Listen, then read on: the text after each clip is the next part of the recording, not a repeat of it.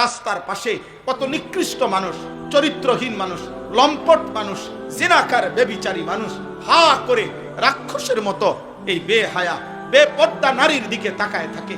এই মানুষরূপী এই পশুগুলাকে দেখাইবার জন্য এই নারী এই সাজগোজ করে বেহায়া বেপর্দা নিজের জীবন যৌবন, নিজের শরীর স্বাস্থ্য, নিজের রূপ রাস্তায় দেদারসে নিলামে বিক্রি করে দিচ্ছে। নাউজুবিল্লাহ।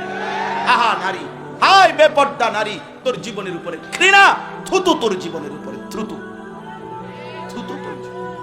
যে নারীর ইজ্জত নাই, যে নারীর পর্দা নাই, যে নারীর সতীত্বের কদর নাই, যে নারীর আব্রু হেফাজত করা, নিজের লজ্জা, নিজের সতীত্বের হেফাজত যার মধ্যে নাই কলিজার ভিতরে। আমরা তাফসীরের মধ্যে পড়ছি পর্দা, লজ্জা, সতীত্বের হেফাজত, নিজেকে ঢেকে রাখার মানসিকতা নারীর মধ্যে পুরুষের চাইতে আল্লাহ বেশি তার সত্তাগত সৃষ্টিগতভাবে দিয়েছেন। সেইটা ছিন্ন করে যে নারী বেপর্দা হয়, যে নারী নিজের রূপ আর যৌবন, নিজের শরীর আর স্বাস্থ্য, নিজের চুল আর চেহারা মোবাইলে হোক, ইউটিউবে হোক, ফেসবুকে হোক, টিকটকে হোক, যেখানে হোক, রাস্তায় হোক, হারাম প্রেমের মাধ্যমে হোক, আল্লাহর কসম যুবক আমি তোমাদেরকে বললাম, যেভাবে নিজেকে প্রদর্শন করে সে যদি 1 কোটিবারও তোমাকে বলে আমি তোমাকে ভালোবাসি, মনে রাখবা ওই অসভ্য নারী মিথ্যা বলছে, মিথ্যা বলছে, ধোঁকা দিছে, ধোঁকা দিছে, ধোঁকা দিছে, তোকে ধোঁকা দিছে।